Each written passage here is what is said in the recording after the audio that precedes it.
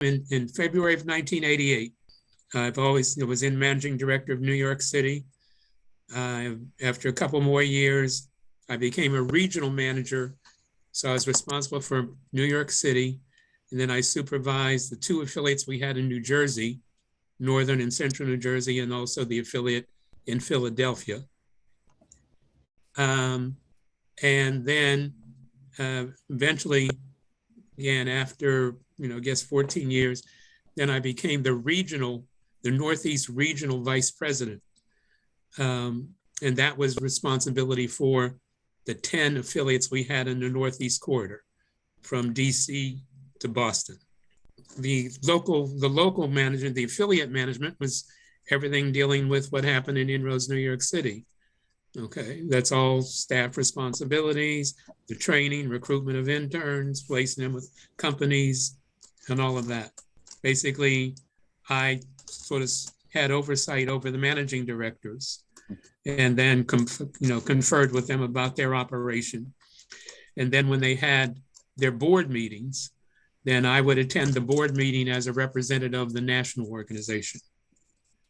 And then that same thing carried through in terms of supervision when I had the 10 affiliates as the regional vice president. How to do everything dealing with being the leader of an organization. Again, prior to INROADS, I'd been a school teacher in a classroom. I'd worked, an offshore sewing piece, refugees from Southern Africa basically as a college advisor.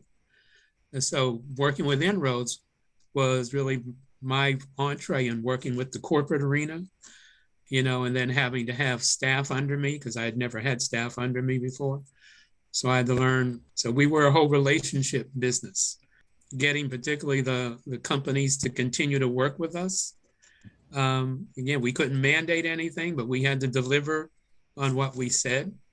And again, what we told them is that they had a great opportunity to now have input into the training of their future, minority hires. Again, people with talent they had a chance to really get an early input on their development and attract them to their company, which was the benefit. We had a main goal of trying to get students to get an offer from the company where they did their internship. But we had a second goal if they didn't get that offer, then going to work for a company that participated with INROADS. So again, that was a benefit both to the students and to the companies to have that cross-fertilization. And again, with the corporate personnel to justify the sponsorship fee they paid, okay, they were looking for us to make sure we kept the contact with the interns, okay, and kept them abreast of what was happening with the interns. And then for the interns, we had to keep them abreast of keeping their eye on the ball and showing the kind of relationship they had to maintain with their companies and us. Well, it was the best job I had. Again, I was there for 17 years. Again, a much wider audience I had to deal with now. And on multiple levels, we dealt with, first of all, interns. Again, we dealt with people at the supervisory level in their jobs. Okay. Had to deal with, again, those boards of directors, my own, and then the 9 others that I supervised. So we got into places in corporations that we wouldn't have gotten into, if we worked there. Again, I told you, I came in 1988 as a manager, okay, of New York City. But in 1990, okay, again, I was now the managing director for a year and a half.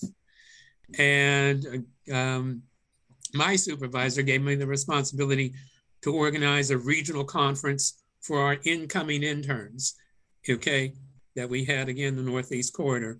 So I had to organize a conference, a training conference, at a local college in New York for 700 interns for the region. Okay, so that was INROADS New York City's responsibility, again, with the cooperation of my board of directors. Again, I have to say it was successful. Okay, so that was a very big undertaking. First time I'd ever had to do something like that. I created a mentor-mentee relationship for my staff members and my boards of directors. Okay, just again, only in New York City.